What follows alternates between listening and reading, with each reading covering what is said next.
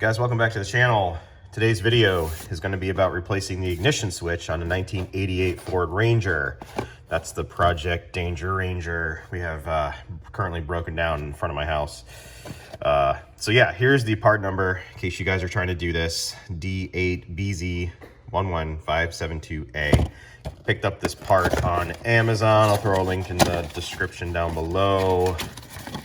And let me show you what you get.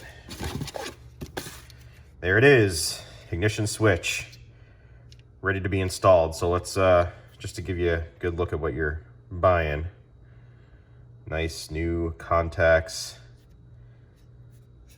There's the mechanism inside. This is the little slidey bit. See if I can get it to move. No, not really. Okay, let's go put it in.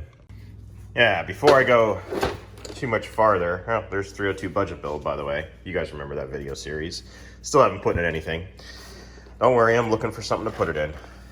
Before I go too much farther, since I'm away from my table, oh, I don't want to spill those. Let me hold this up with my leg. Oh man, what a shit show here. Make sure you guys get yourself a set of these. These are the Torx heads with a little hole in them. I'll show you what I mean, why you need those, because they have that safety Torx head on the actual ignition switch. So let me show you that now. So the socket you're going to need to use is the T25H, H meaning hole in the middle. So I'll take you over here. You can see there, comes right out nice and easy. I'm trying to one-hand this for you guys. But make sure you have a set with the hole in the middle, or else you're going to get to this point and go, ah shit, gotta order more stuff. I'll put a link to this set down below. I got it off Amazon. There's just the little screws that come out. Don't lose these because the new one doesn't come with it. So I'm going to go ahead and pull these two screws off and show you what's in here. So with the last screw removed, I'm going to show you how this kind of comes out. So you can see, this might help you. It literally just comes off, but pay attention to this little slot right there and the orientation, and then take a look at this little pin. When you turn the ignition of your key of your car like this, you can see a little pin sliding back and forth. Now, really what that does is it mobilizes, if this is your contact switch, right? This is say this is the new part.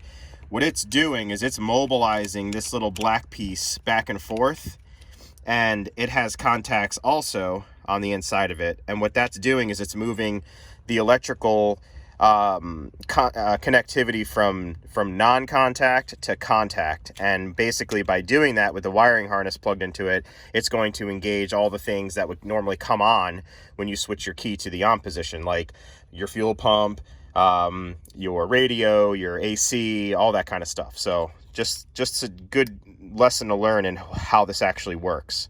So that's what's there now. So I'm going to go ahead and put my key to the off position and then install my new switch. Okay, so here's the new switch. You can see that little slot right there. That's where that little pin is going to go. So you're just going to come in here, and I have my key all the way to the off position, and that'll just slide right in place right there. Put your two bolts in and then test it out. When you turn your key, you should hear those contacts sliding inside of the switch. So let me put these bolts in. Okay, so the only other thing left to do is plug in your clip, your wiring harness down there. Make sure that's all nice and tight. Give it a wiggle. Make sure it doesn't move around on you. And the other thing I want to note is when you're in here and you're looking around, as you can see, my wiring job down here is not the best. Whoever had it before me got a little creative down here. But if you can, kind of try to tidy up your wiring in here to make sure nothing could get pinched or screwed up. That's what I'm going to do next. But that's how you install a new ignition switch on an 88 Ranger or any of these older Fords. It's all pretty much the same. So remember to rate, comment, and subscribe. If you need to get any of the tools I used in the video or this switch, I'll pipe some links down below on Amazon where you can pick them up. And thanks for watching. Get you in the next video. Later.